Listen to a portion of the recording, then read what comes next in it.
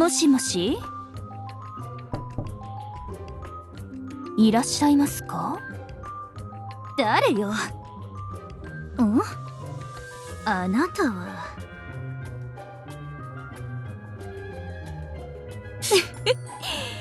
最近少しお困りだと聞きまして、何かお力になれることはないかと思いまして。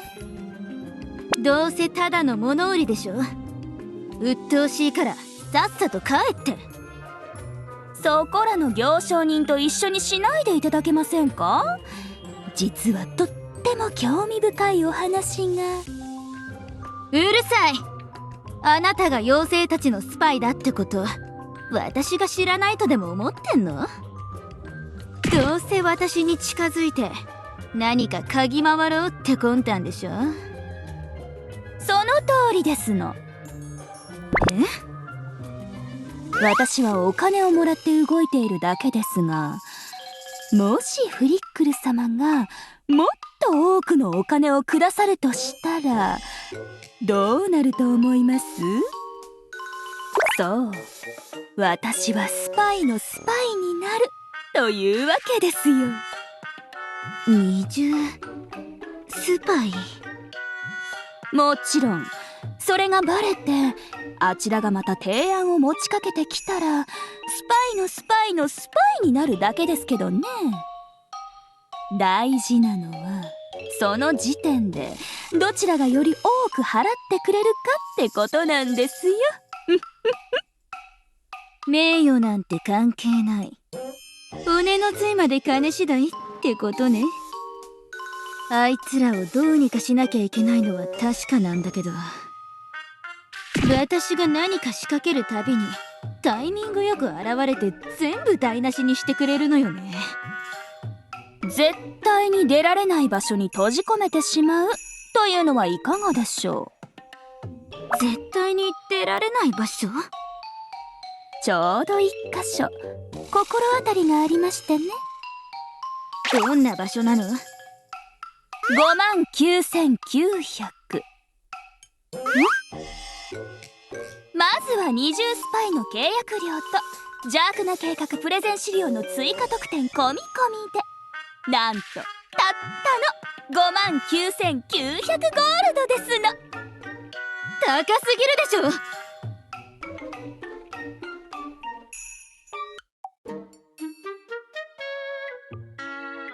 ょ。先日の件について正式に謝罪しに来た。上位精霊ともあろう者が幽霊の策略に引っかかるとは本当に恥ずかしい限りだ。まあもう全部終わったことだしいいわよ。お互い気楽にやりましょ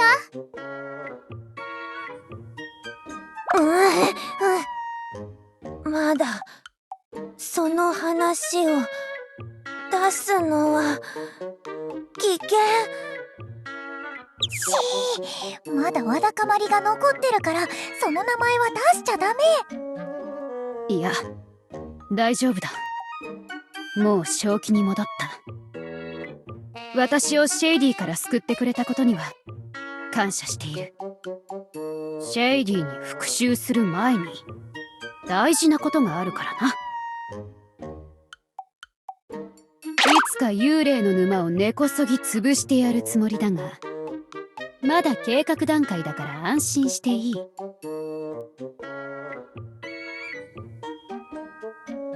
シーラは500年の体型だって言ってたからしばらくは大丈夫だと思うよ。ま、500年もすれば自然と気持ちも落ち着くでしょ。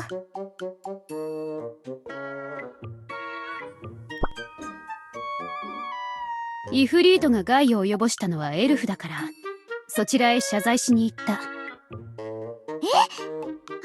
キレやすいのに一人で行かせたの？謝罪だけしてこいと言ったから大丈夫だろう。イフリートは私の言うことならよく聞くからな。炎は風に流されるってそういうことかしら。とにかく今日ここに来たのは謝罪のためだけではないんだ。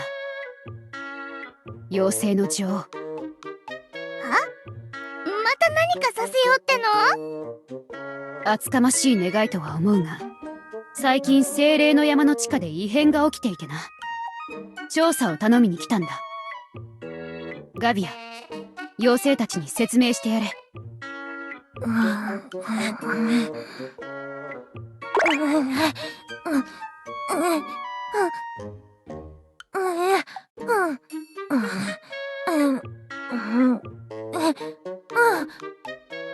聞いての通りだ。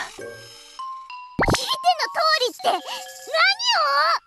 あなたはこいつが言ってること全部聞こえてるの？ガビアの美しい声がお前たちには聞こえないのか？一人でブツブツ言ってるだけなのに、何をどう聞けっていうのよ。スピーカーを使おうか、シーラ様が通訳してくださると助かるのですが。まあいい。わかった。精霊の山の地下にはお前たちも行ったことがあるだろう。地下生物と遭遇したと聞いているが、最近その地下生物たちがガビアの支配から離れ、やたらと地盤を蝕んでいるのだ。本来ならガビアが視線を向けるだけで言うことを聞くのだが、逆に暴れ回って攻撃してくるそうだ。つまり地の精霊の権威が揺らいでいるということだ。地盤を蝕む？それってどういう意味？精霊の山の地盤が不安定になったら山全体が崩れ落ちるかもしれませんよ。土砂崩れが起きて私たちやエルフにも被害が及ぶんですよ。さらにイフリートの精霊宿である深層部にも影響が出て、大爆発を引き起こす恐れがある。ちょっと待って、地下生物たちにそれを引き起こす力があるってこと？じゃあなんで最初から全部追い出しておかなかったのよ。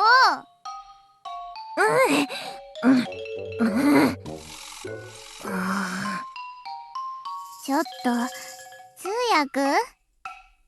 地下生物は本来地盤に甚大な影響を与えるような存在ではない。自然とは本来そういうものだ。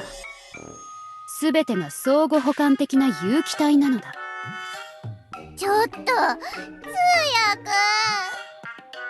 シーラって真面目すぎて難しい言葉ばっかり使うんだもん。つまんない。だが最近の地下生物の行動はあまりにも異常だ。手当たり次第に地面を掘り、精霊の山の地下に巨大な空洞を作っている。私たち精霊も止めようとしたが、地下生物を一体ずつ倒して閉じ込めるのには限界がある。それと倒している途中で一つ分かったことがあるの。地下生物たちを狂わせる何かがあるみたい。ガビアが治める領域よりずっと下の方からかすかな音楽みたいなものが聞こえたんだけど、何か関係があるみたい。音楽？それってどんな音楽なの？それは私にもわからないの。私たち精霊の中でそれをちゃんと聞けるのはシーラとガビアだけだから。風の精霊は空気の振動を聞き取り、大地の精霊は地の振動を感知して聞き取るからな。この音楽を遮断すると地下生物たちが正気に戻るのはすでに確認済みだ。だから精霊たちが地下生物を倒して時間を稼いでいる間にその音源を絶ってほしい。それが私たちの頼みだ。なんでよりによって私たちがそんな面倒なことを。さっきのエイリアス全体に被害が及ぶって話聞いてませんでしたか、女王様。いやでも獣人とかエルフとか幽霊、今回も私がわざわざ出向かないといけないの？めんどくさい。ごめん。結局選択肢は私たちしかなかったってことね。それってどういうこと？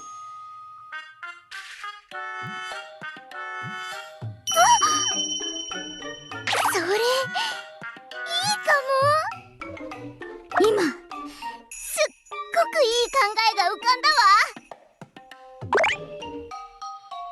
私たちと一緒には行けなくても各種族に精霊たちを助けてくれるよう頼めばいいんじゃな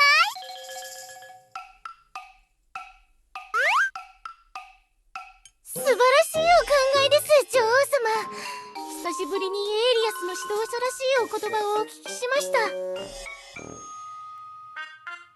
放っておいてあげてください、教主様。女王様も何かやってるように見せなきゃいけないんですから。それではすまないが調査を頼む。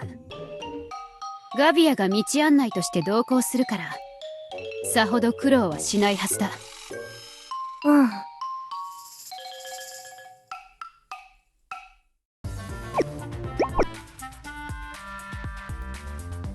準備が整いました。では出発しましょう。今回はネルも一緒に行くの？はい。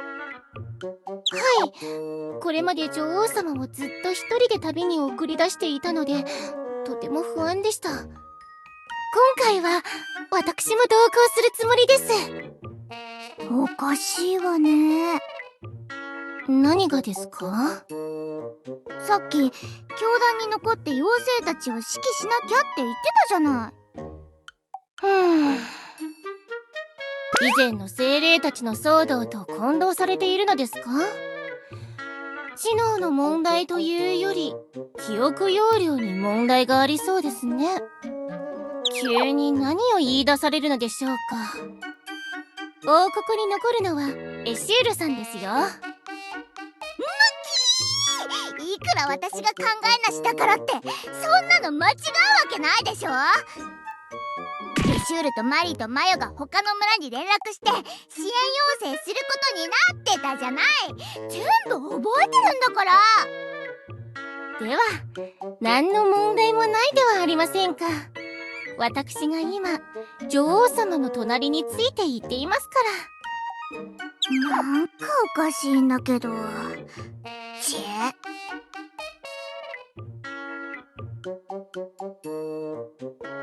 ガビア様が近道で案内してくれるそうなのでそれほど長くはかからないでしょう。うん。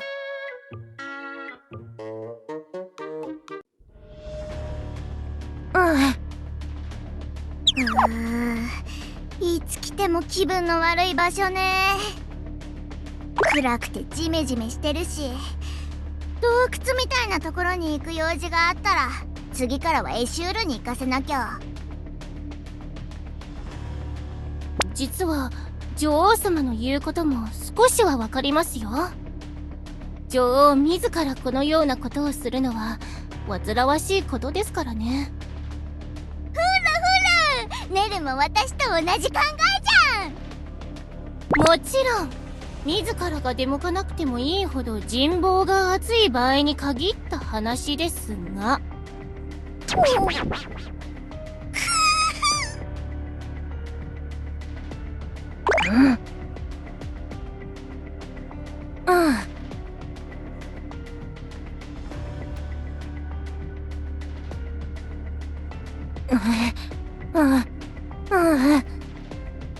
地下生物たちが掘った穴。ちょっと通訳？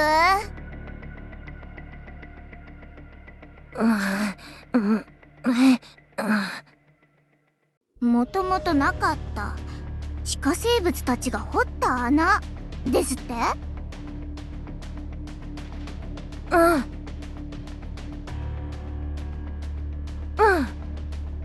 嫌よ。絶対行かない。私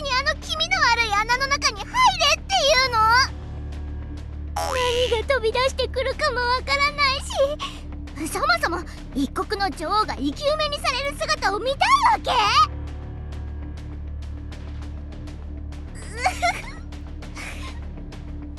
やっぱり他のやつに押し付ければよか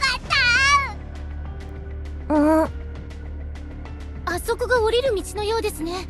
早く行ってみましょう。ちえ、怖いのに。ちえ。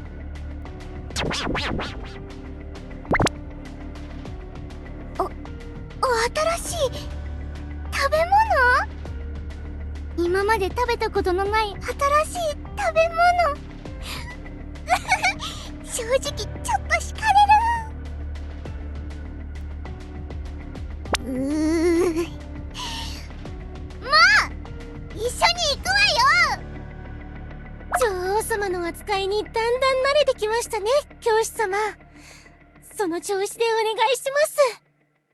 女王が未熟なら周りがその穴を埋めるというこの形、こうでなければ。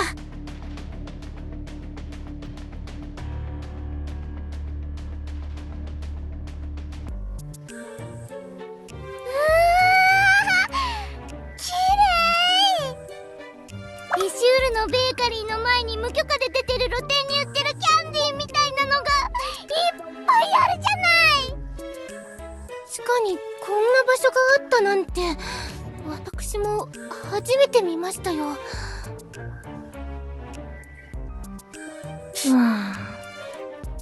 ガビア様もよくわからないようですね。教習！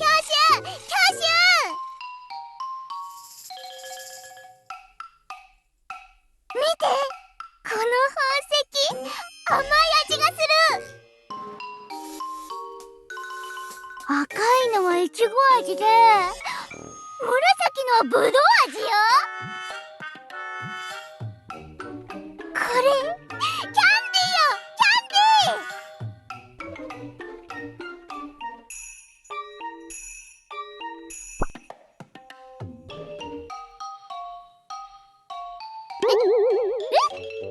一回くらい舐めてみてよ、教習。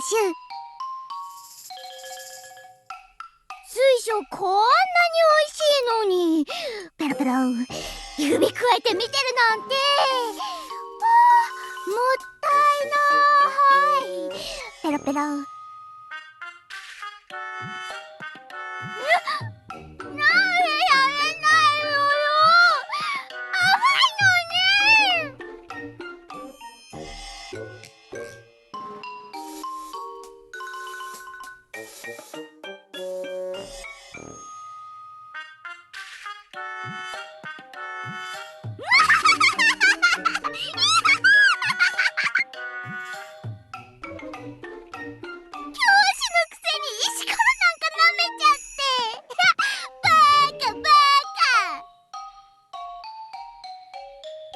キャンディーの洞窟なんてどこの世界にあんのよ。これだから常識のないやつとは遊んでらんないのよね。これ全然味がしませんけど。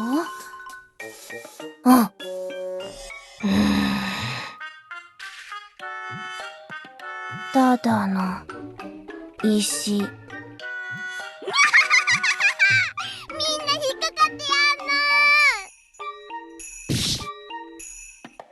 痛いじゃないねる。いたずらもほどほどにしてください、女王様。女王様のいたずらに引っかかるとは、私も鈍りましたね。みんなひどい。ちょっといたずらしただけなのに。教師様、今回の件は口外無用です。私が女王様に騙されて石ころを舐めたなどという噂を広めてはいけませんよ。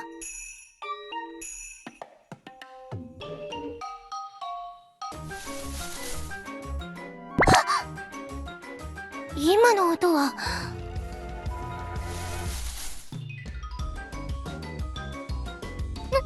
何？虫？私、虫は苦手。あれはご機嫌いかがですか、お客様。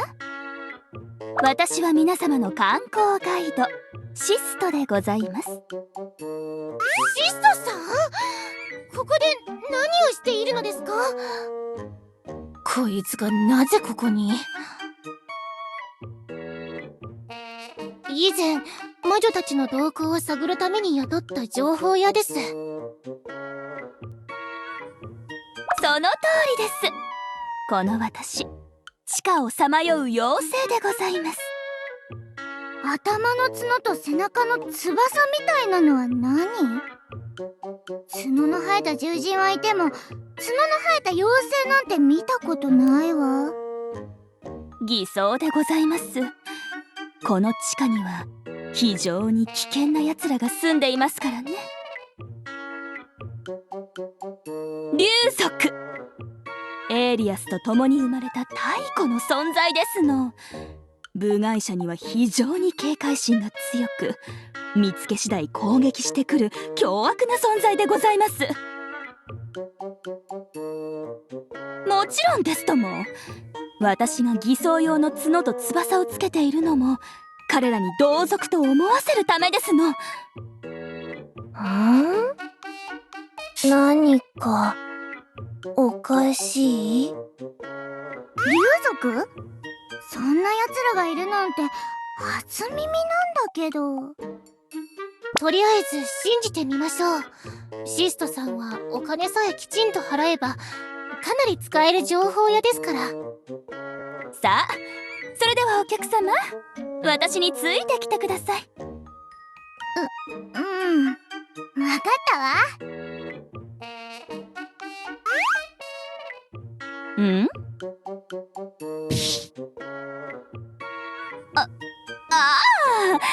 私ったら最近忙しくてうっかりしていたようです。いつも一人で行動するのが癖になっていてで、ここには何のご用で？な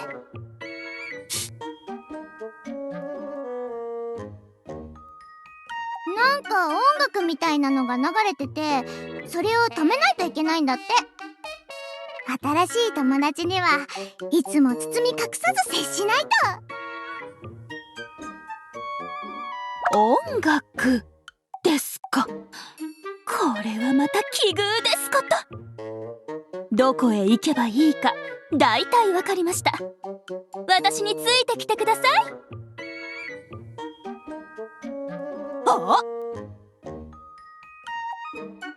まずは基本のガイド料をお支払いいただきませんと。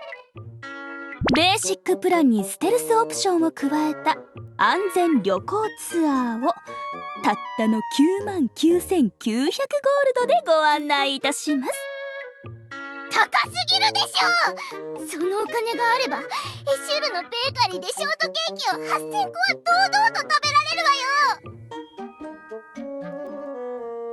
19,000ゴールドですが、たくケチなやつらですわね。そのくらいなら私が出しましょう。ずるい。私にはいつもお金がないって言ってたのに。理由まで私が説明しなければいけませんか、女王様。いや、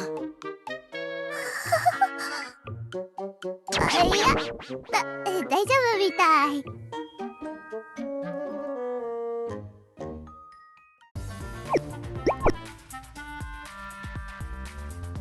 シストの観光ツアー、最初のコースは翡翠の庭園ですの。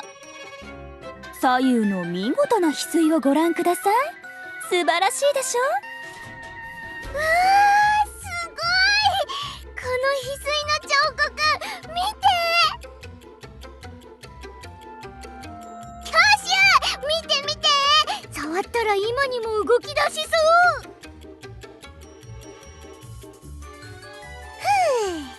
エルフィン参上っと。大丈夫ですよ。そんな大したものではないので、少々壊れたって問題ありません。本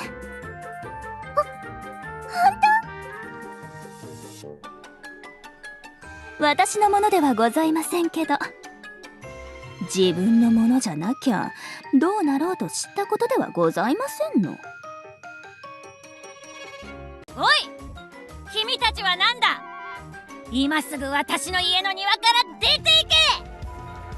所有者はあいつですのよ。もうちょっとでサインまで書けたのに。足跡を残すのは全ての知識人の本能なのよ。君たちは一体何者だ。で、シスト？ここで何をしてるんだ。お客様、ご挨拶を。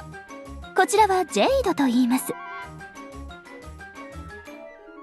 挨拶なんかどうでもいい。今すぐ私の庭から出ていけ。まあまあ、落ち着いてください、ジェイド。落ち着いてなどいられるか。君はなんで私の彫刻にヒゲを描いてるんだ。芸術性を与えているところよ。妖精の女王が一筆入れたらこの彫刻の価値は無限に跳ね上がるんだから。さ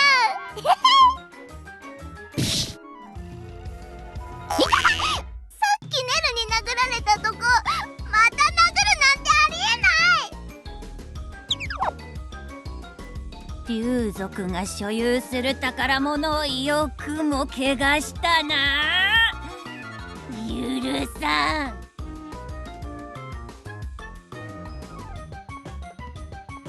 ジェイドは何と言いますか、少々特殊なケースとでも言いましょうか。たまにはそういう竜族もいるのですよ。シストが言った通り警戒心がすごく強くて凶悪なやつみたい。よくも私の芸術活動を邪魔したわね。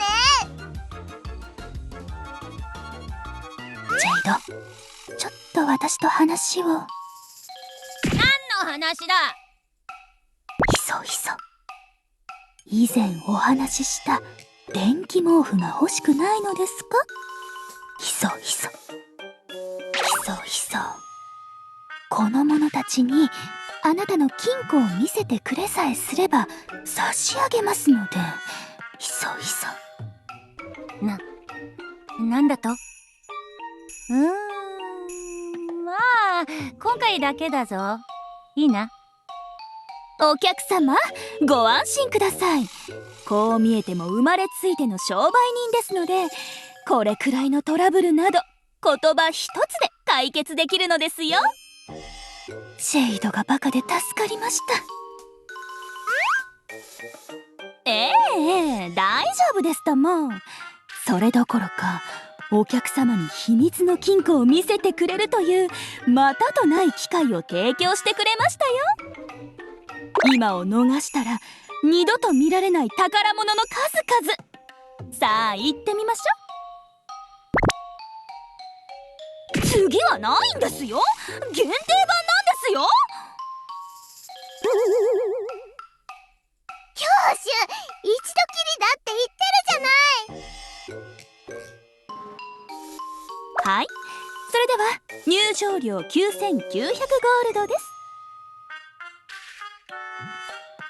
またお金払うの？ガイド料はさっき全部払ったじゃない。おっと、これは急遽組み込まれた今回限りの限定オファーですの。お値打ち価格ですし、一度だけ目をつぶって払ってしまいましょ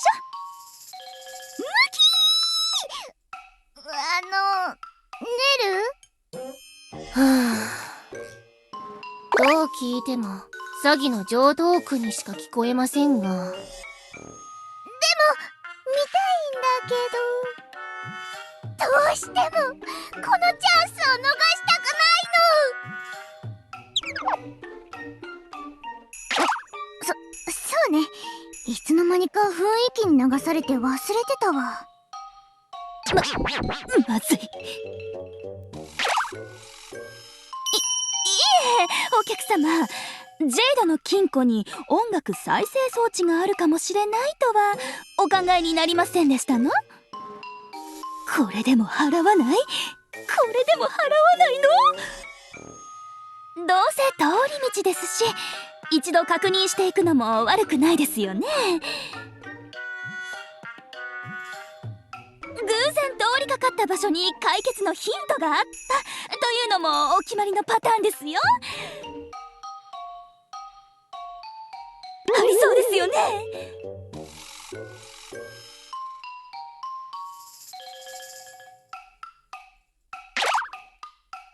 素晴らしいご決断です。さあさあ、カゴにお金を入れてくださ教師様、これすべて教師様の今後の給料から差し引かれることは理解してますよね。出費はちゃんと計画的にしませんと。お金を使う前によく考えてと言っているのです。女王様のようにエシュールさんのベーカリーの前で物乞いのように暮らしたいのですか？物乞いなんかじゃないわよ。そんなこと聞こえるように言わなくたっていいじゃない。テラスにテーブルがあって落ち着くだけなのに。では物乞いと女王様の違いが何か説明してみてください。物乞いにも自分の縄張りがありますし、群れのリーダーかもしれないじゃないですか。何よりも教師様は民が本当に女王様に従っているとお思いですか？それを抜きにしても王国の助言者がベーカリーの店主という現状が普通だとお思いですか？エシュールは結構賢いじゃない。何が問題なの？両方とも認めてどうすんのよ。どっちか一つにしなさいって。物乞いにも寝る場所と住処はありますよ。私のベッド段ボールで作ったんだけど、もともと使ってたマットレスが壊れたんだけど、新しく買うお金がなくて段ボールを丸めて詰め込んでたの。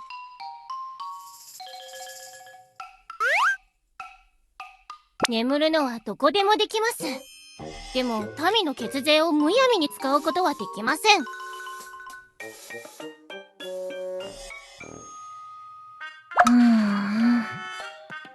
妖精たちはくだらないことでよく揉めるね。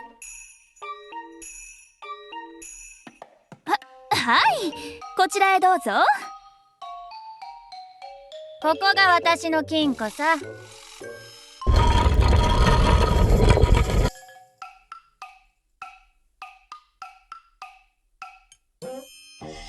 ここにはエイリアスに存在するすべての本があるのさ。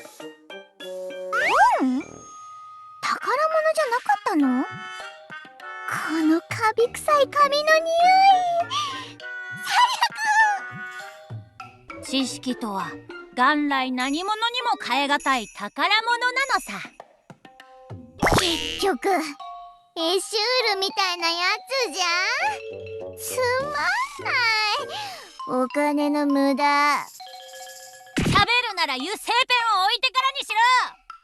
本に落書きしたらただじゃおかないからな。これは教団の倉庫整理の時に捨てた金書？こんなものを一体どこで？シストから買ったんだ。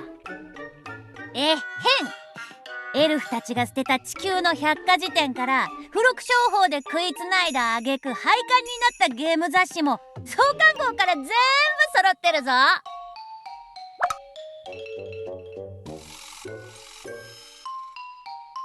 元祖おばあちゃんのベーキングブック？パンの本？見て見て、こんなパン見たことない。おいしそう。うわー、見たことないパンの絵がいっぱいある。エシュールに作らせてみようかな。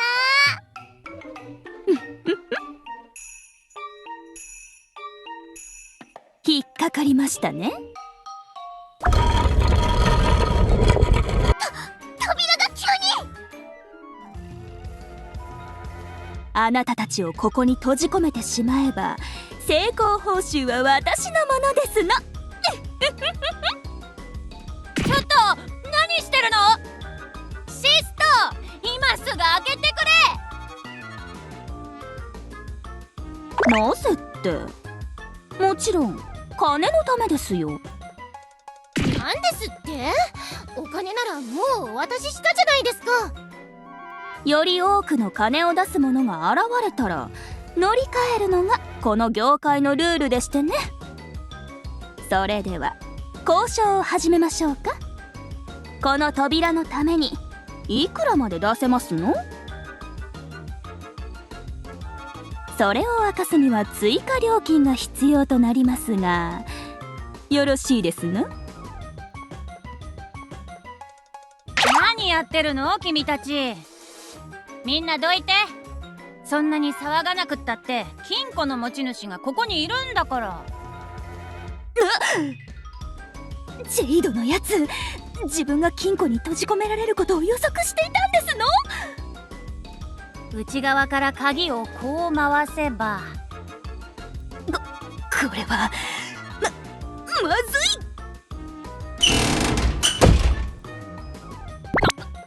何をした？わざと間違ったパスワードを3回入力したんですの、ジェイド。これで鍵が壊れて永遠に開けられなくなりましたね。なんだって？今すぐ直せ！悪いけどあなたも一緒にそこにいてもらいます。個人的な恨みはありませんが悪く思わないでください。ジェイドのような客は少し惜しいですが、商売でいつも得ばかりするわけにはいきませんからね。シスト、君は。これで 100% 成功。あとは戻って報酬をいただくだけですね。週に一度は顔を出して私と取引する機会をあげますわ。私が気に入る金額を提示してくれれば出す気になるかもしれません。ま、せいぜい金の算段でもすることですね。私も怪しいと思ってたわ。引っかかったのはあなたも同じでしょ。何今さらもっともらしいこと言ってんのよ。困りましたね。閉じ込められたまま何もできないのでしょうか。ジェイドさん、何か方法はありませんか？鍵が壊れたとなると鍵屋を呼ぶしかないけど、ここから連絡する手段がないんだ。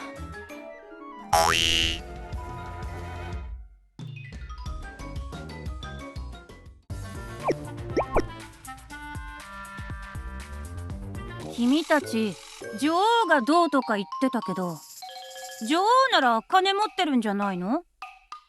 来週シストが来たらその時払うって言えばいいじゃないか。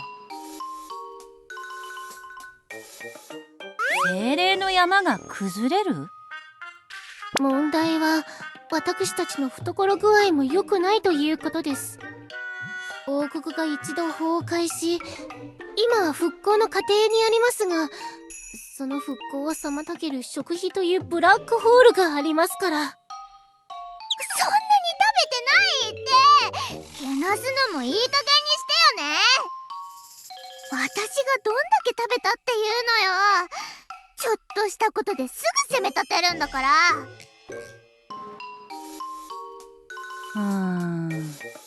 ちょっと後味が悪い方法ならあるけどね。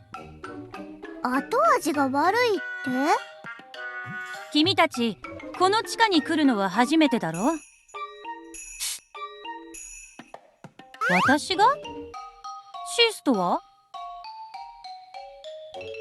妖精じゃないぞ。地上の種族は視力がモグラ並みなのか？角と翼があるのを見れば一目瞭然だろ。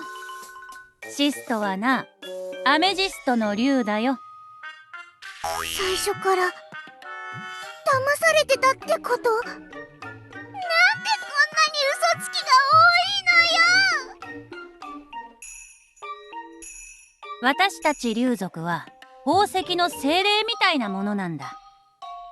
宝石から生まれ、自分が生まれた宝石に対する執着が本能的に強い。まあそういうことだね。ジェイド、何？一度だけ私は宝石なんだよって叫んでくれない？なんで私がそんなこと叫ばなきゃいけないんだ？なんとなくそうした方がいい気がして。こいつもともとこういうやつなのか？地上の種族は思考までおかしいようだな。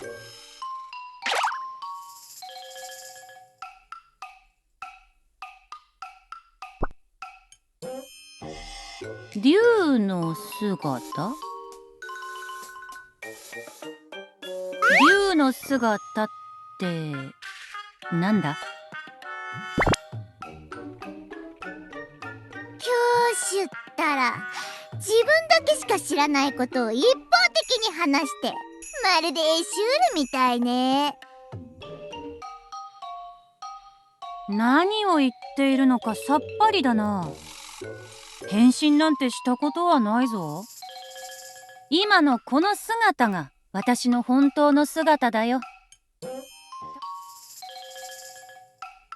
実物は初めて見るけど、本で見て知ってるからな。他の竜はたまに外に出ることもあるから話を聞くこともある。シストみたいなやつらとかな。まあ私たち以外の存在がいること自体はそこまで驚くことじゃない。当たり前だろう。この世界がどれだけ広いと思ってるんだ？まさか世界にいるのが君たちだけだという偏境な考えに閉じこもってたわけじゃないよね。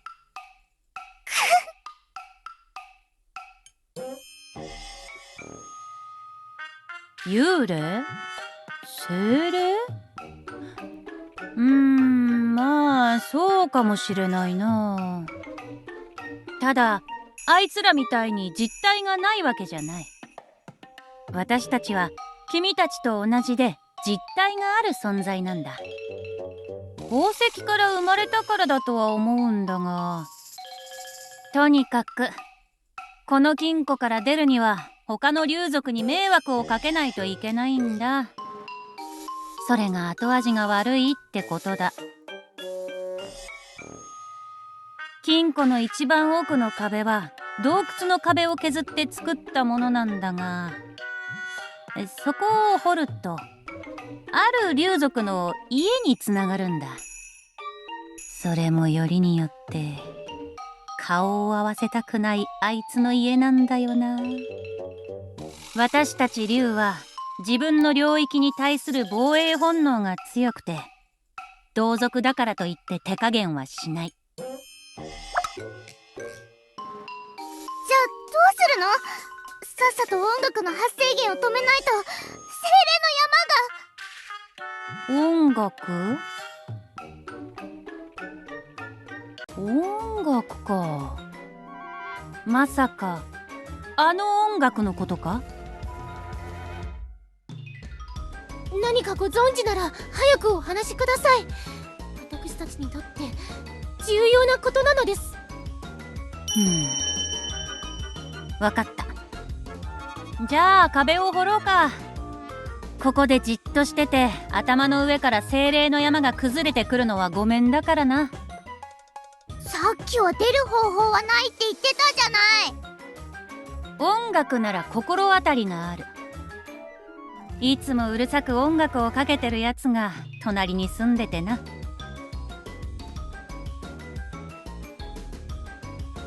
言っただろ。私たち竜は宝石への執着が強いって。地面を掘って採掘することにかけては私たち以上の専門家はいないのさ。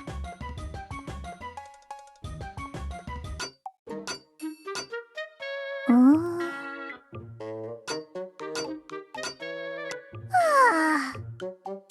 な調子でいつ掘り終わるのよ。なんだと。こっちの道具でこの壁を全部掘り抜くつもり？私が魔法を使って。じっとしてろ。派手に掘って乗り込んだら喧嘩になるかもしれないって言ってるだろ。よく見てろ。土は全部同じじゃない。弱い部分があるんだ。地質学の基本も知らないやつらめ。その部分さえ見つければ。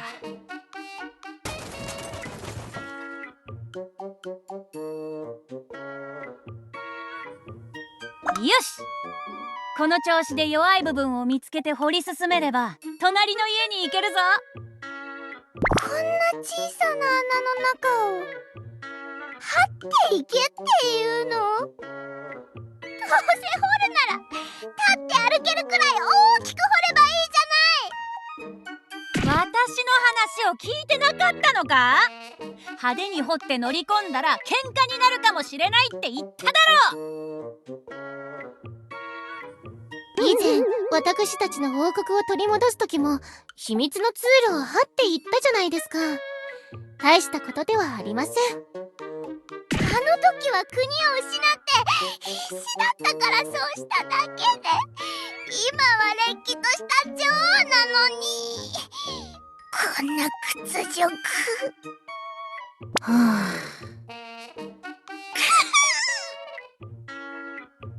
頭をぶつけないように気をつけてな。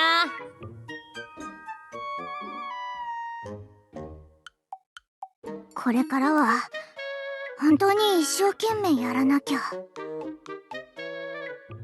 女王の仕事よ。これから一生懸命やって認められたら、こんなくだらない仕事は下の者たちに全部やらせるんだから。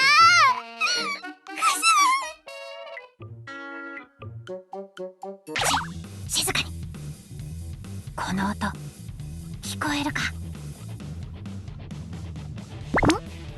本当に何か聞こえるじゃない。なんだか楽しい気分になる音楽ですね。エルフたちが聴く音楽と似たスタイルなのでしょうか。これが精霊たちが言ってたあの音楽？ですが音楽が聞こえるのはシーラ様とガビア様だけだったはずですよね。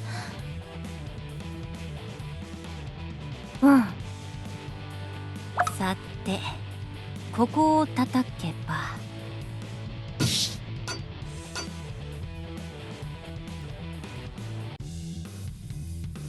よし、ここがルードの竜の巣だ。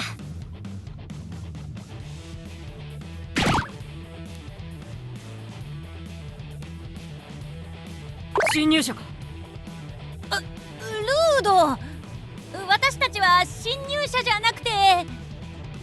ジェイド、奇襲か？意外だな。奇襲じゃない。そんなの考えたこともないから。誰が見ても潜入からの奇襲。その挑戦受けて立とう。かかってこい。何よ、ちょっとボサボサ頭。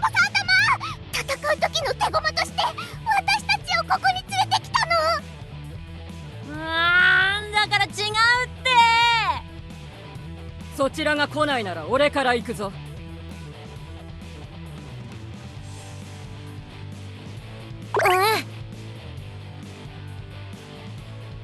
一人じゃ無理だから助けを借りたか。賢明な戦略だな。いいだろう、まとめてかかってこい。いい決闘になりそうだ。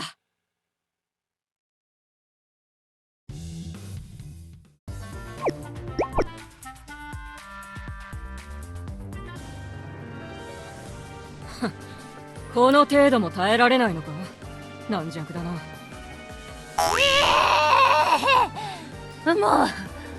もう無理。限界。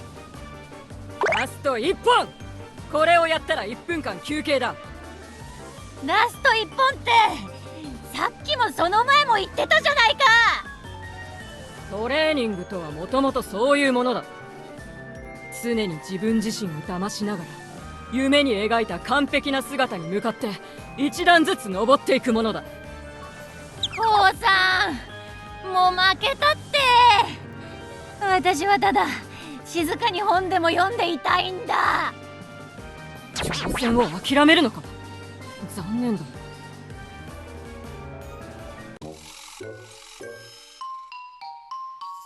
そこのお前、ダンベルを持って何をよそ見している。お前も諦めるのか。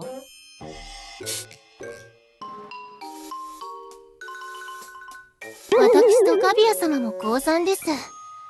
そもそも状況がよく飲み込めずに見物していただけですが。では今回も俺の勝ちだな。299、300、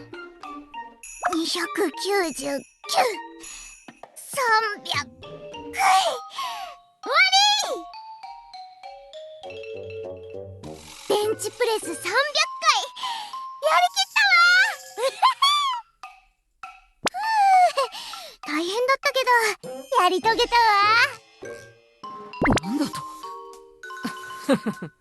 竜族でもないのになかなかやるな。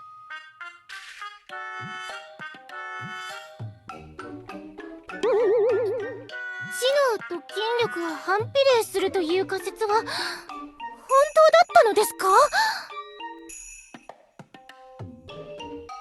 実に大したやつだな貴様。認めよう妖精。私を認めてくれるっていい勝負だったジェイド。貴様たち全員が積み上げたレップ数を合算すれば俺の負けだ。戦ってないって。俺が負けた以上貴様の序列は俺の上になる。今この瞬間からダーヤ様のおそばで仕えろ。俺たち竜族最強の存在だ部外者よ。私はそんなことには興味ないからな。自分の家で本を集めながら過ごすんだ。ではなぜ挑戦してきた？私の金庫から抜け出そうとして君の倉庫に来ただけだよ。理解できんな。理解するも何もないでしょ。シルフィールか。残念ながら一歩遅かったな。ジェイド、一体どういうつもり？何が？序列なんて興味ないって言ってたじゃない。静かに暮らすって言っておいてよくもルードの座を狙ったわね。誤解だって。ルードの座は私のものだって何度も念を押したのにこんな風に裏切るなんて。序列がどうとか言っているので竜族なりの階級のようなものではないでしょうか。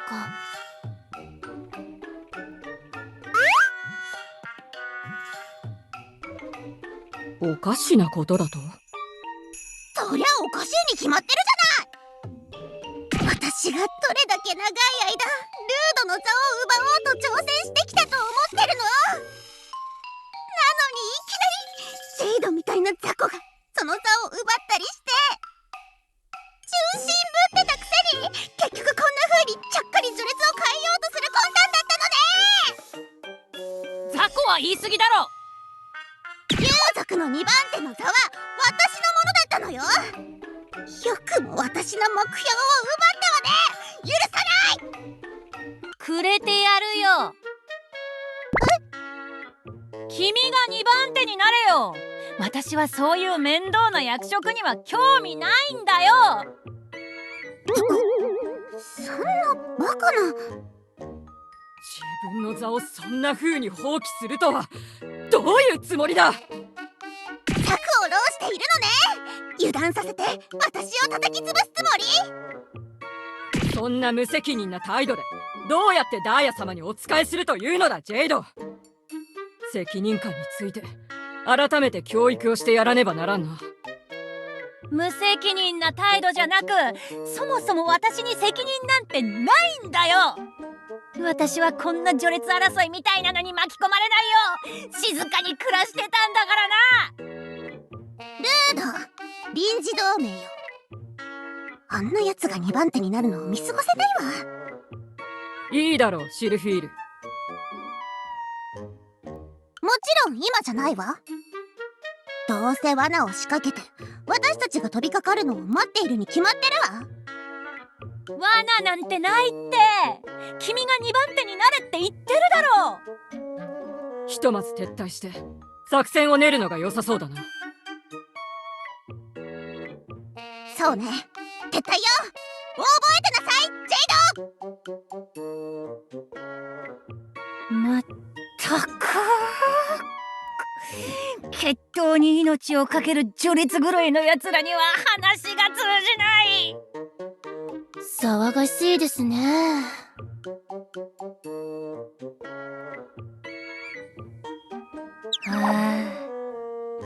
私たち竜族には欲みたいなものがあるんだ。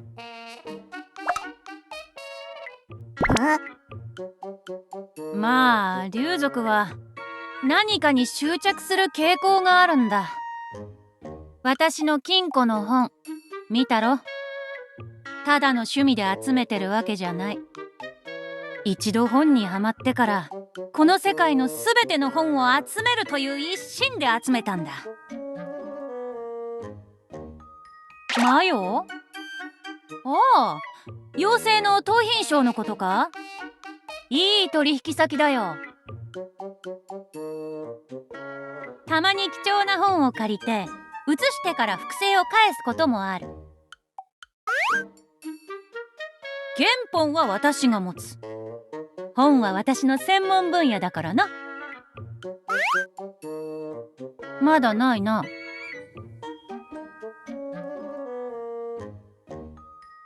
私自身が出かけたことはない。シストを通じて地上のものを密輸してるからね。マヨさんもシストさんが妖精だと思っているから何も言わなかったのですね。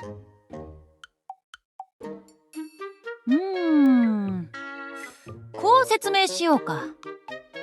何かに欲が出てそれを手に入れるには他人から奪うのが一番簡単なんだ。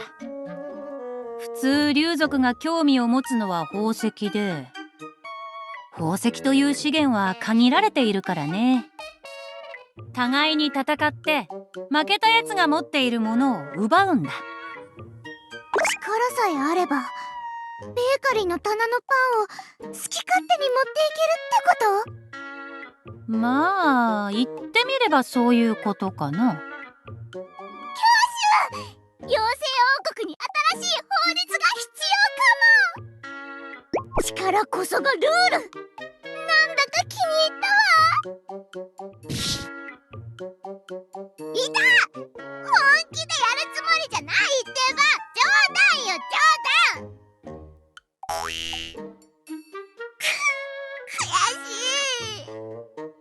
い。別に美しい光景じゃないぞ。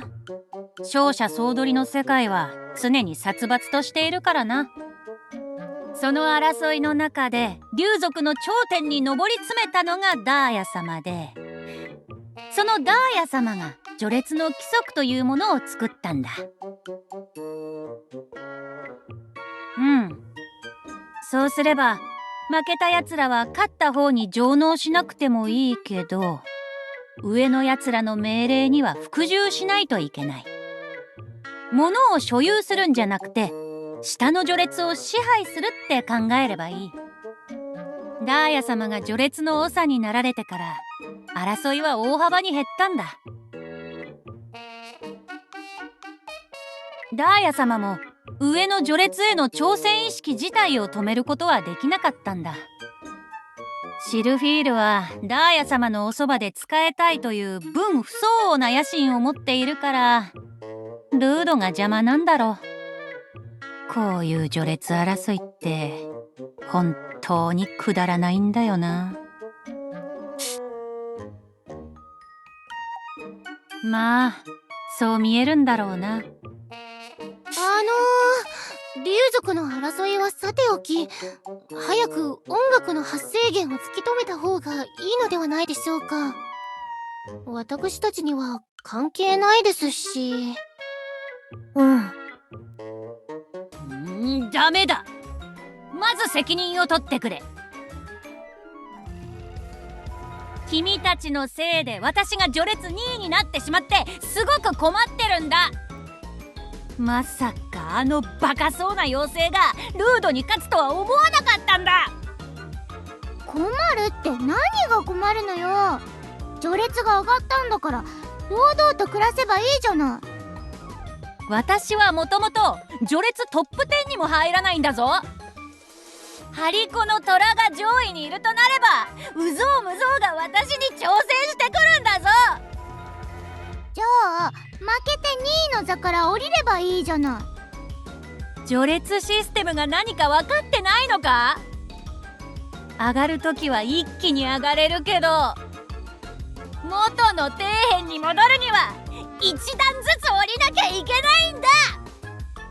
何言ってんの？意味わかんないんですけど。まったく本を読むやつとは話が通じないわ。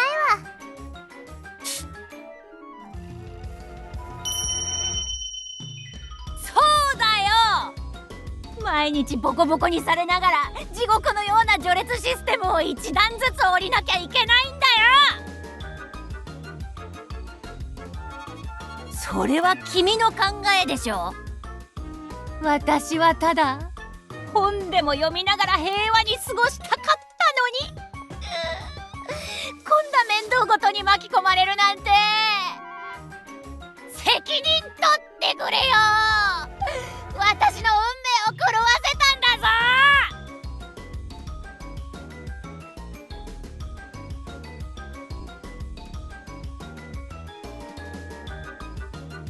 ぞ。よし、約束だ。面白いですね。勝者が生きる頂点の生活と敗者が生きる底辺の生活はかなり似ているとは思いませんか？女王と物乞いの違い、少し分かった気がする。結局両者は同じだったのよ。物乞いになればそれが女王なのよ。なるようになるで楽に生きればよかったのよ。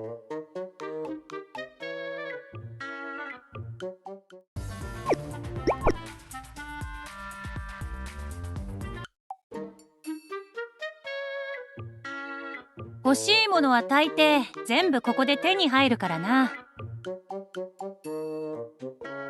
私みたいに本とかを集める竜はあまりいないってことさ。欲望のブルーオーシャンみたいなものだ。普通竜は本能的に自分と関係のある宝石を集めることに執着するんだ。ルードは赤い宝石を集めて、シルフィールは青い宝石を集める。私も翡翠を集めてはいるけど、序列争いが嫌で欲の方向を本に変えたんだ。シストももともとはアメジストを集めていたはずなのだが、あいつが今集めてるものが何なのか私もよくわからないんだ。いつも金を稼ごうとしてるから金欲かな。シストが何のために金を集めているのかそれもわからないんだよな。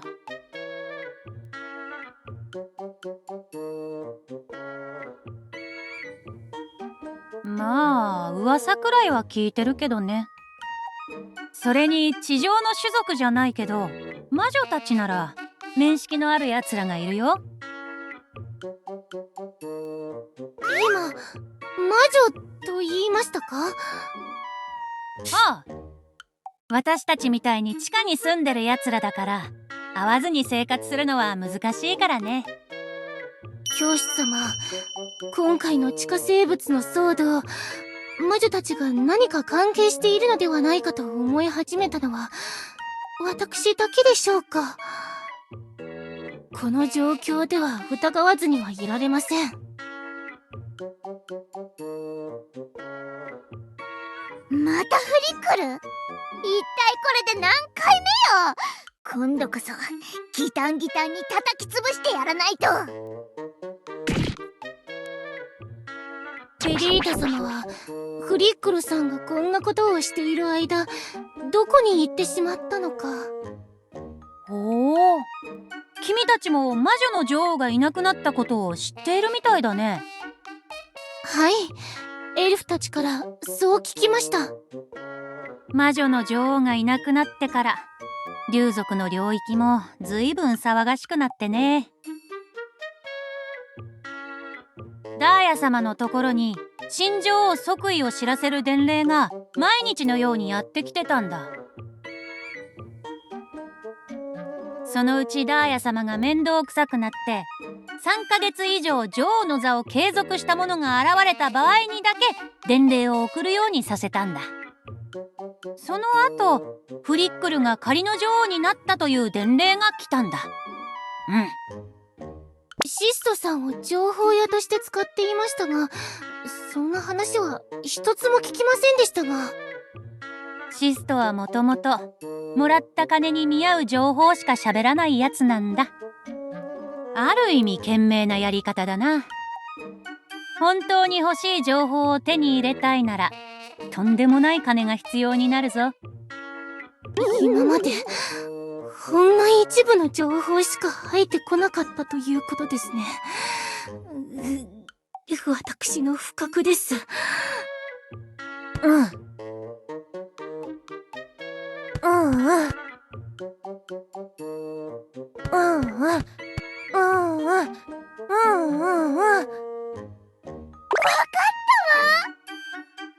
ビアはモールス信号で話してる。モールスって何ですか？今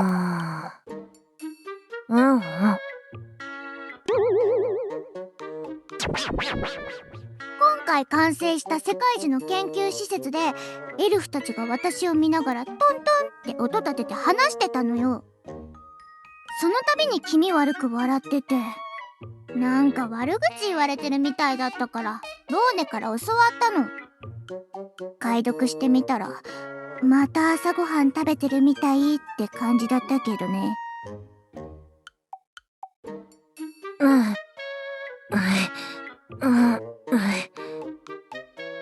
音楽が聞こえるって？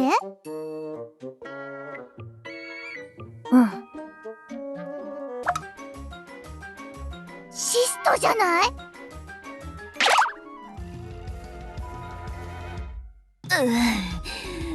重い。今回の仕事が終わったら追加の運搬費用を請求しないと。まったく魔女たちは複雑に考えすぎるのが困りものね。計画の中の計画だとか言って面倒なことばかりやらせて。目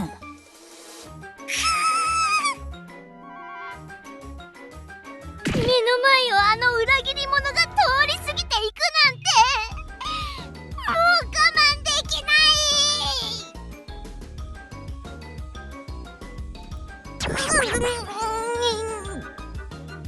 深呼吸してください、女王様。少し落ち着いて。つらい。正義の鉄拳がこんなにブルブル震えているのに、あんな散々な裏切り方をしておいてもう限界よ。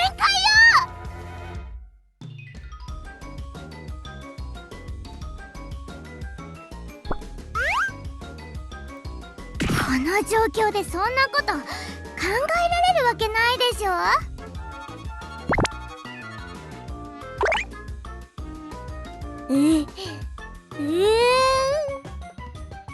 そんなことで幸せになれるのですか、女王様。すが教師ね。ちょっと話すだけでこんなに気持ちが落ち着くなんて。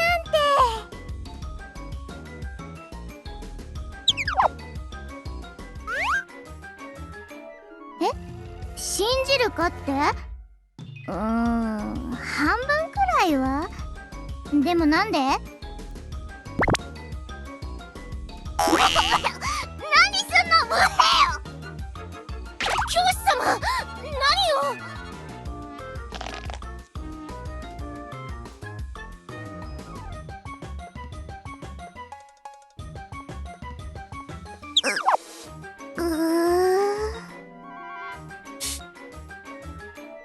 首の後ろがすごくすっきりしたわ。ストレートネック気味だったのが治ったみたい。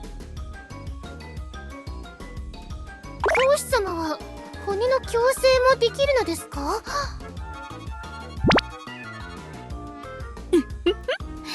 あの極つぶしの女王を飢えさせれば1週間も経てば自分の王国すら差し出すんじゃないかしら。王国を安値で買い叩いて値段が上がるのを待って何十倍にもして魔女たちに売りつけないと。うわ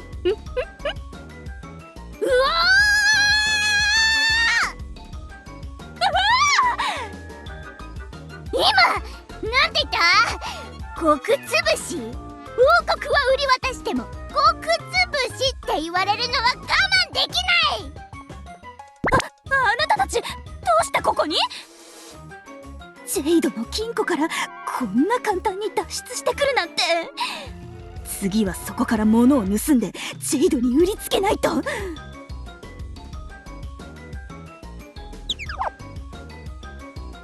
れは包囲されましたの？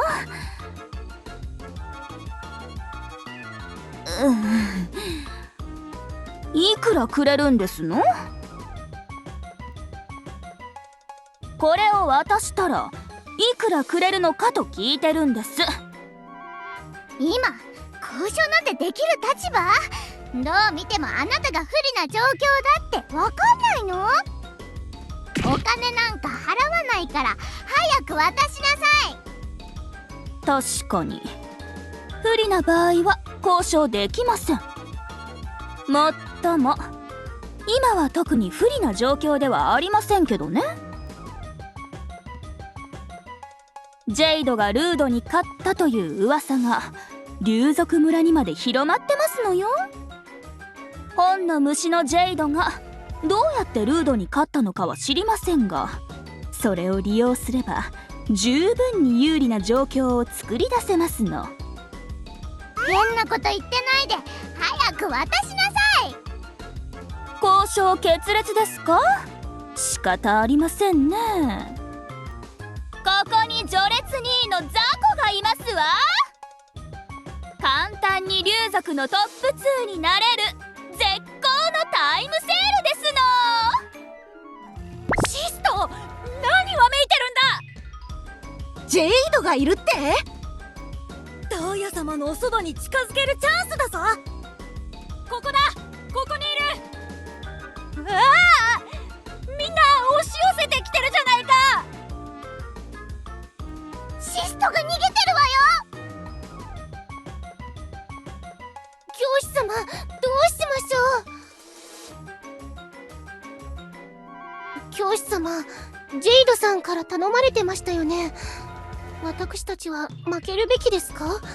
勝つべきですか？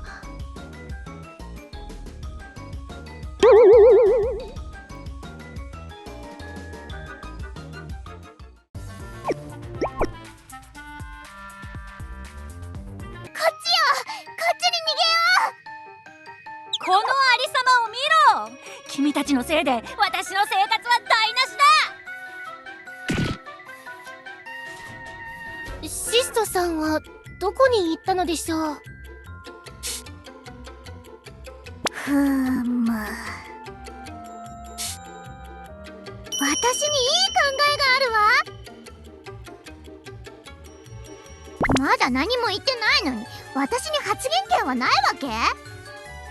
どうせくだらないことを言うに決まってます。本当にいい考えなんだってば。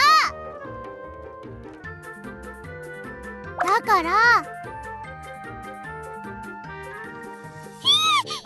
う前からげんこつを食らわせる気満々じゃない。一回でも教師がミスしたら私が教師にげんこつ食らわせてやるからね。ズバリジェイドよ。ジェイドがいくら雑魚でも今は序列が高いんでしょ。それを利用すればいいんじゃない。下の序列の竜は上の序列の命令を聞かないといけないんでしょ。ジェイドが命令を出して他の竜たちにシストを見つけさせればいいじゃない。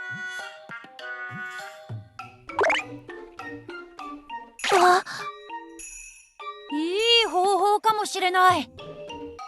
底辺ばかりうろうろしてたからそんな発想は浮かばなかった。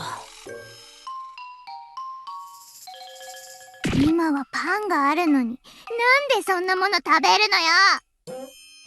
きっとどこかに隠して食べているのでしょう。女王様の正常な思考回路ではありえませんから。ちょっとは信じてよ。私だって最近はそれなりに勉強してるんだから。ジェイド、どこに逃げるんだ。さっさと2番手の座を明け渡せ。竜族たちが追いついてきた。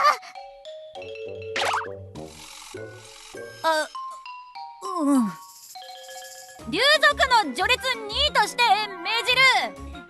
シストを探して私の前に連れてこい。何？シストを見つけるまで挑戦は受けない。シスト？ジェイドが命令を出した。ジェイドの命令に従うべきか。あなた本当に雑魚ね。命令出したくせに何迷ってんのよ。ダーヤ様が定められた法だ。命令に従え。ジェイドがいくら弱そうに見えても正当に序列2位の座を勝ち取ったやつだ。挑戦に条件をつけた以上挑戦者は当然その言葉に従わなければならない。シストを探せ。シストを見つけて挑戦の資格を得ないと。ルード、ありがとう。ジェイド、命令も出せるようになって序列2位の風格が出てきたな。見事だ。いや、そういうんじゃなくて私はただ私認めないからね。2番手らしくもないやつが2番手みたいに命令を出すなんて。シルフィール、ダーヤ様が定められた法に逆らうつもりか。法にもいろいろあるでしょ。たまたま運よく勝ったやつの命令なんて意味ないわよ。私のライバルにふさわしいのはルード、あなただけよ。手に負えんな。同盟は決裂だ。いいわ、望むところよ。まず現在3番手のあなたを倒してジェイドの2番手の座を私がもらうから。挑戦を受けよう。かかってこい。私たちまで巻き込まれる前に移動した方がいいんじゃない。そうだ、逃げ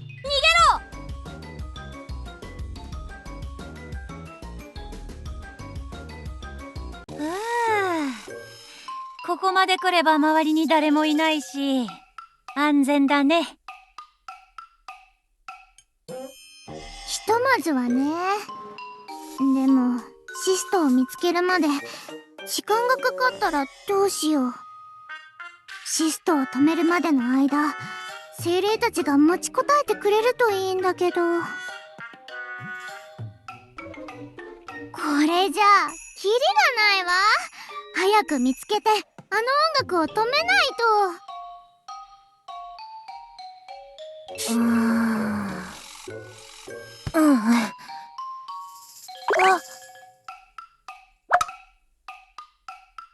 うんうん。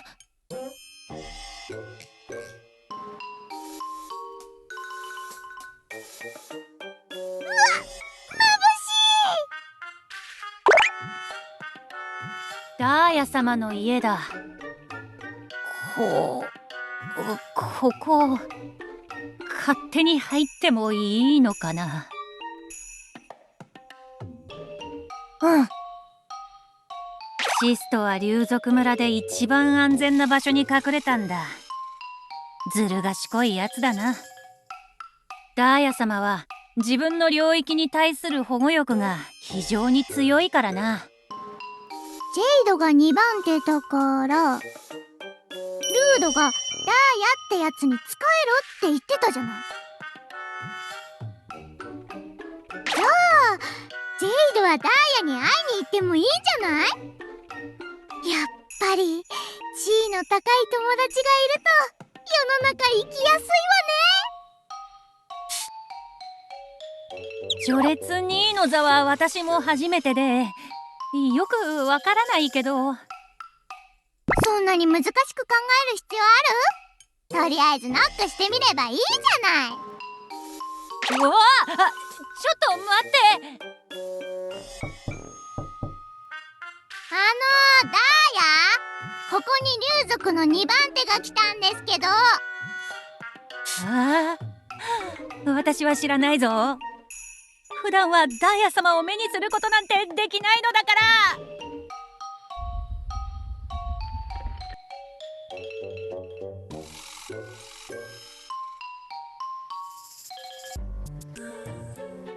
うわー、ここすごく綺麗。ダーヤ様は私たち竜の中で最も強く最も美しい方だ。家も最も美しく手入れされている方だから誰もその座を狙ったりしない。ジェイドよ。ダーヤ様。あなたがルードを破り序列2位についたというのは本当なの？うわ、もうご存知でしたか？まあそういうことになったみたいですが。不思議なこともあるものね。いつも序列争いを避けていたあなたが突然ルードに戦いを挑むなんて。やはり私たち竜族の挑戦欲は本能のようなものだからどうしようもありませんわね。ダーヤ様、それは偶然の賜物で。偽りの2位ですの。シスト？ジェイドが何かズルをしたに違いないと言ったではありませんか。ダーヤ様にも何をしでかすか分かったものではありませんわ。静かにしなさいシスト。あなたの告発についてはジェイドの話も聞いた上で判断するわ。告発？シスト、君は私を告発したのか？ジェイド、ひとまず序列2位の座についた件お祝いするわ。ですがそこのシストがあなたの挑戦の経緯が疑わしいと告発しましてね。あなたの挑戦に問題がなかったか呼び出すつもりだったのでちょうどよかったわ。シストのやつ、ダーヤ様を言いくるめて私たちを窮地に追い込むつもりだ。問題が起きる前に早く弁明しないと。弁明すればいいじゃない。ただありのままを言えばいいのよ。ズルしたわけでもないんだし。こいつなんでこんなにビビってんの？プレッシャーがすごい。めまいがしてまともに話せない。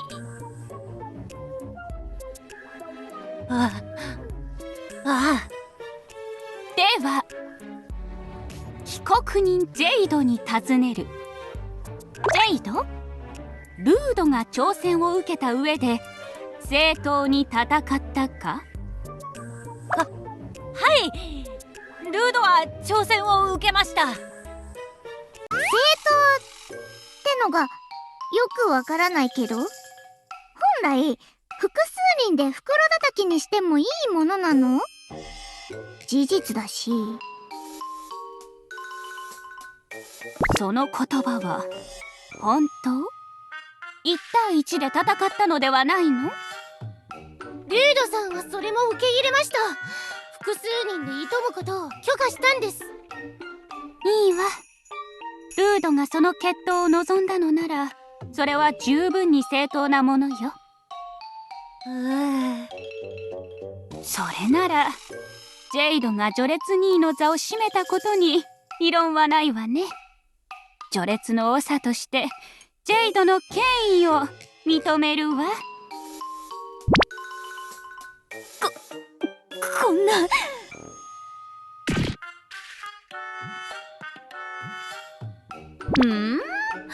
私はそのようなものは存じませんが。知らないですって。あなたがそれを持って逃げたの全部見たんだから。今私の手には何もありませんよ。どこに隠したの？あなたたちが押し入る前にダーヤ様に献上しましたからね。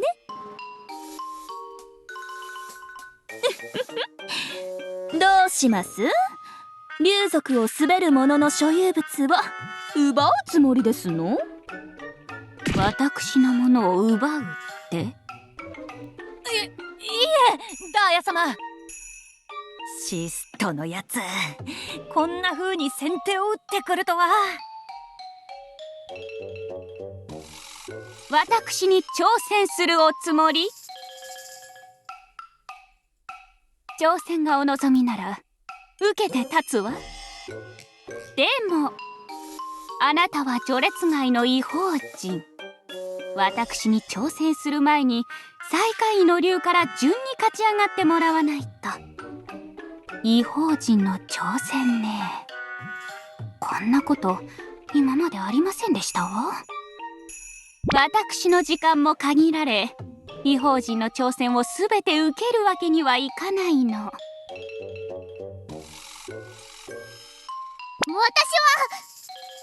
妖精の女王よ。女王だから女王対女王で一戦交えるわよ。ワンタッチワンパンチ。ルードにも勝ったんだからダイヤにも勝てるでしょ。なんですって？妖精の女王？あなた自分が女王だって証明できるの？この王冠を見て。私の頭上でキラキラ輝く権力の象徴を。王冠なんて頭にかぶる単なる装飾の一部よ。そんなもので何が証明できるっていうの？女王様、ご自分の民にも認められていないのにそんなことをおっしゃっては。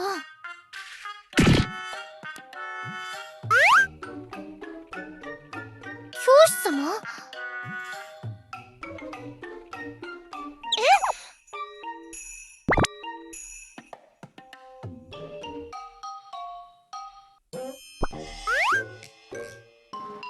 教団の教主？そういえば魔女たちの間で流れる噂を聞いたことがあるわ。妖精でも獣人でもエルフでもない新しい何者かが教主の座についたって。あなたのその変わった姿からして教師というのはあなたかしら？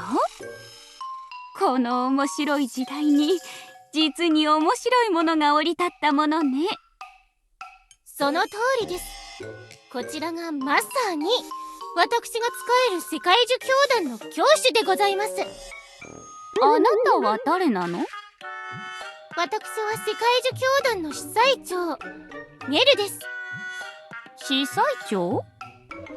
教師様の身分は私が保証いたします。ふむ、いいわ。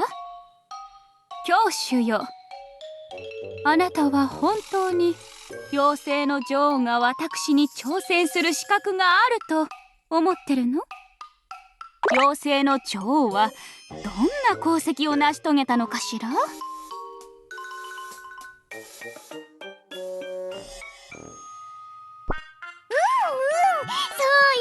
私くらいならそれくらいは当然よね。妖精の女王がそれほど大きなことを成し遂げたと？変ね。噂で聞いた限りでは。そうよ、反乱を終わらせて全て取り戻したんだから、全部本当のことだって。教師が私のこと頭いいって言ってくれたわ。まあ反乱が起きてそういうことになったのは確かだけど。そうね。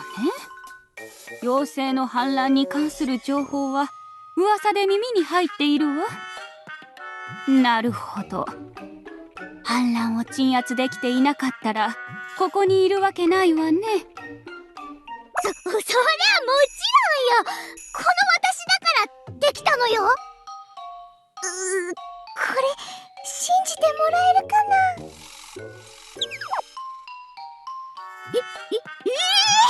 いつ私がそんなことしたの？変ね。そんなことは噂でも聞かなかったけど。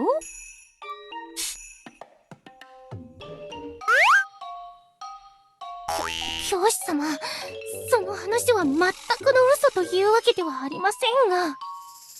教師様、両親が少し壊れたのですか？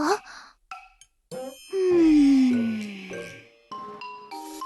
通なら様々な情報を照らし合わせた上で判断するけど、権威ある助言者を自称する者たちが妖精の女王の功績を称賛するのだから信じざるを得ないわね。教師様の言葉は紛れもない事実です。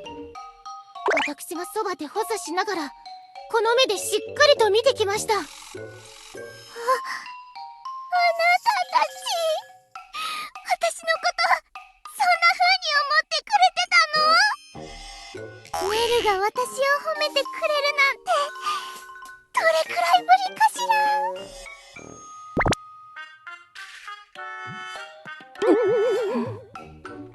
物乞いというのは初耳だけど、ずいぶん細かいデマがあるみたいね。ダーヤ様、この者たちの言葉を鵜呑みにしないでください。あいつらは女王の名を語るただの通りすがりの流れ者なのです。確かにあの者たちが自分自身を完璧に証明する方法はないけど、シスト、あなたの方もあの妖精が女王ではないという証明はできないわよね。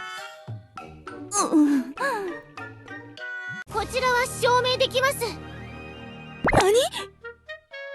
ここに教団の司祭長として私がシストさんと取り交わした契約明細書があります。この文章を見れば私が司祭長であることは証明できますので、エルフィン女王様が本物であることも証明できるはずです。証拠物件ね。なるほど。あなたが妖精の司祭長なら、ここにいるエルフィンという妖精も女王に間違いないわね。こんな取引の明細書を持っているなんて。普通そういうのは受け取ったらすぐに破り捨てるものですよね。シスト、なぜ私に嘘を？ジェイドに関して虚偽の告発をし、部外者たちを陥れるとはね。私が定めた竜族の序列の権威を無視するおつもり？ダーヤ様、それは逃げますわ。放っておきなさい。あなたたちがお望みなのはシストではなく私の持ち物ではなくって。そうね。ならいいわ。妖精の女王、あなたの権威を認め挑戦を受け入れるわ。全部うまくいったんだし、シストの音楽装置だけ譲ってもらうのはダメ？私の宝に手を触れる権利はあなたの力で勝ち取りなさい。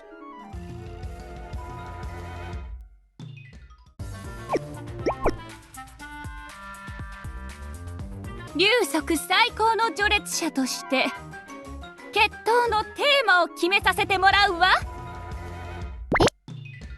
ただ運動すればいいんじゃなかったの？決闘のテーマ決定は上位序列者の権利よ。決闘当日まで種目が決まらなかった場合は普通の武力を競うことになるけど、普通は上位序列者が種目を決めるのよ。ダンベルやバーベルを何回か上げ下げすればいいと思ってたのに。序列の頂点を決める場なのだから、場にふさわしい対決をしなければならないでしょ。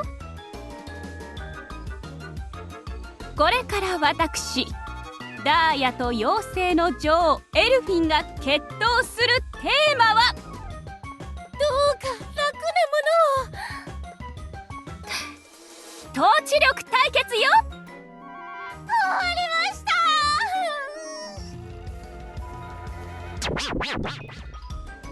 勝てるかもしれないじゃない。なんでよ。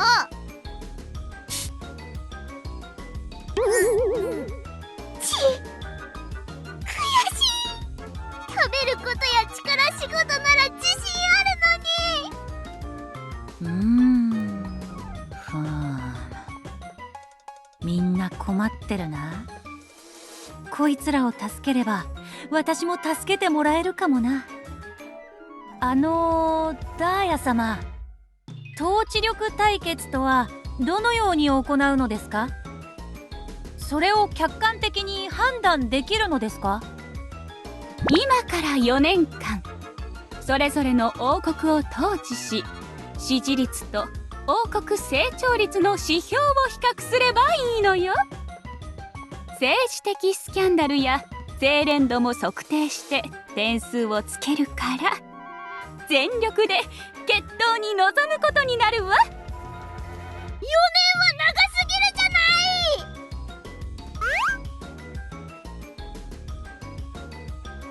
い。挑戦を拒むというの？それなら私のものを手に入れることはできないわね。時間的に不可能です。それに実際に対決しても勝てないのが現実です。こうするのはどうでしょう？何か意見があるの？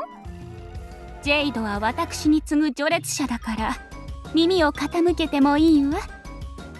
この異邦人たちは今すぐそのものが必要と言っていますので、30分から1時間程度で決着がつくようなものにしないといけないと思うんですが、つまり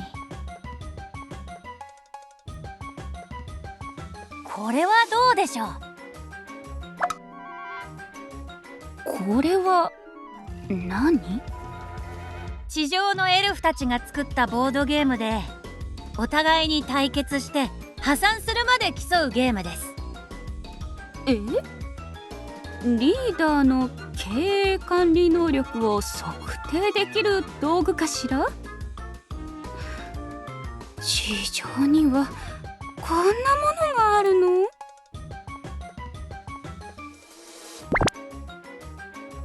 教師様、正気ですか？ボードゲームで竜族の長に詐欺を働くつもりですか？なんだか悔しいですが否定はできませんね。いいわ。あなたたちの時間面を考慮し、今回だけは例外として提案を受け入れてあげるわ。教主や司祭長ほどの者がこんなことのために不名誉な提案をするはずはないものね。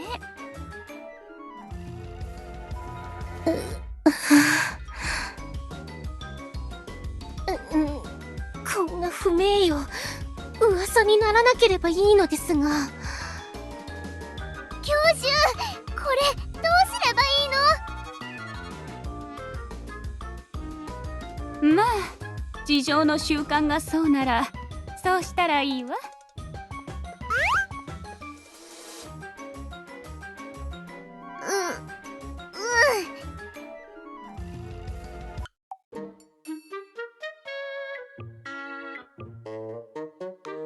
今度のサイコロの目は3。3って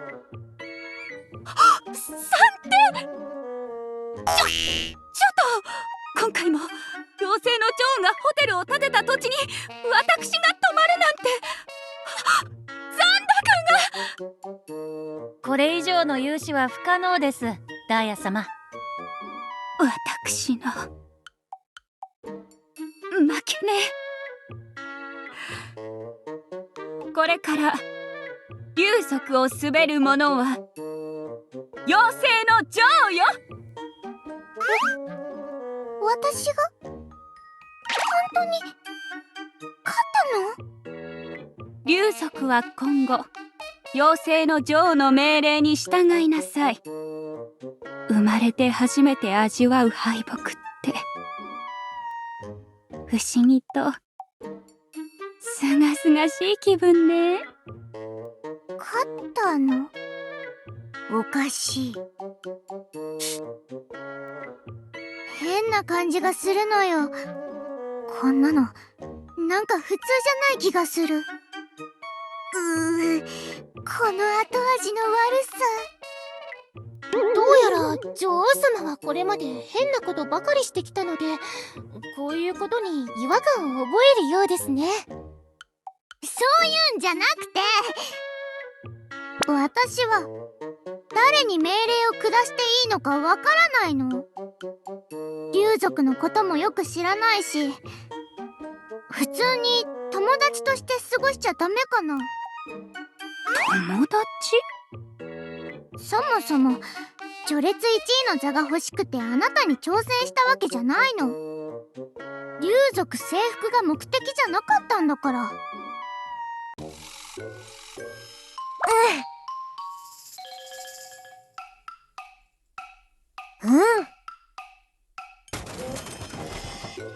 私たちが望んでいたのはあの装置を破壊することだけだったの。目的は達成したから他には興味ないわ。当たり前でしょ。これでも女王なんだからね。教主、殴られると思ってビクッとしちゃったじゃない。教主が女王を撫でるあの者の権威はそれほどなの？女王様を褒めてくださった。当然殴られると思って首に力入れてたのに。とにかく竜族の女王はダイヤがやって。私はあなたたちと友達でいいから。私に勝った女王がそう言うならその言葉に従うわ。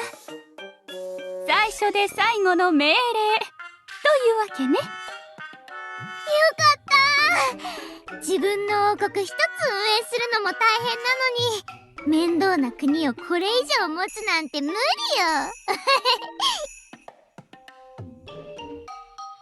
それにダイヤみたいな性格だとなんかネルマーク2みたいな小言屋になりそうな気がするしね。ネル一人だけで手一杯なのに。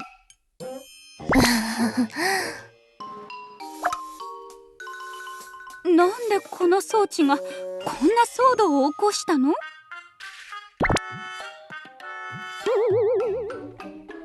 精霊の山を。そんなことが起きていたら精霊たちだけでなく地下のもの全てに甚大な被害を与えるところだったわね。教主、あなたは私たちの伝統と私の権威を尊重しながら地下の住民すべてを救ってくれたの？本当に素晴らしい人ね。優しさと謙虚さまで兼ね備えているとは。その高い背のようにあなたの性格もまっすぐで美しいのね。私が憧れを抱ける相手が現れたようね。なぜ最初から事情を話さなかったの？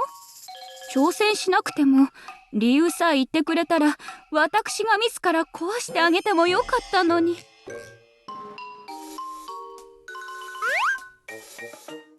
女王様が異常なほど格好よく出られたから雰囲気に流されてしまったようですね。異常とか言わないでよ。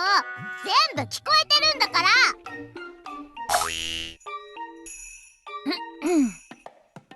もう全部終わったんだから早く私の序列を下げてくれ。2位の座に満足できないの？ジェイド？私はただ底辺の序列で静かに暮らしたいのです。ダーヤ様。竜族らしからぬ謙虚な姿勢ね。まあどうしてもそれを望むというのなら方法を用意してあげるわ。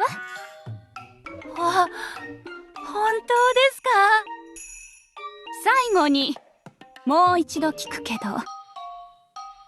本当にそれが望みなの？もちろんです。ダーヤ様なら何とかしてくださると思っていました。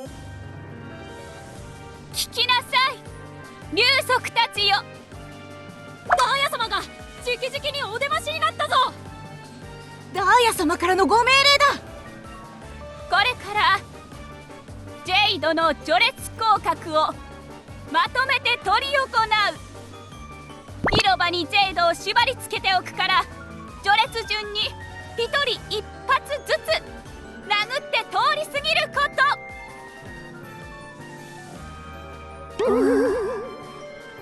これが竜族の文化。ちょっと待ってください。こんなの。わかりました、ダーヤ様。ダーヤ様のご命令だ。序列3位である俺の後ろに順に並べ。これが終わったらまた序列2位なんだから正式に挑戦させてもらうわ。ルード、わかった？好きにしろ。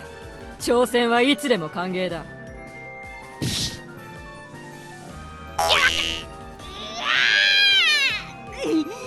略式決闘だろ。少しは手加減しろよ。ダーヤ様のご命令だ。全員本気で殴れよ。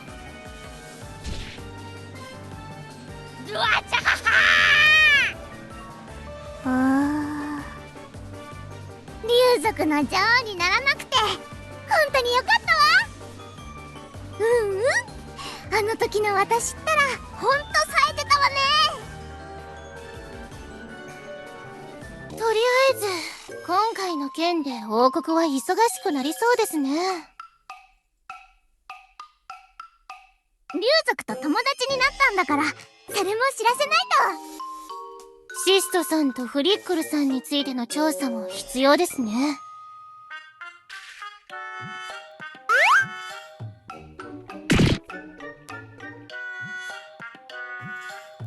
いっそ魔女たちのところに攻め込むのはダメ？女王様、ご姉妹であるベリータ様の王国に理由もなく攻め込むことはできません。少なくとも全てを企てたのがフリックルさんだという証拠がないと大義名分が立ちません。お姉様の王国だからね。そうよね。お姉様一体何をしてるの？大丈夫なの？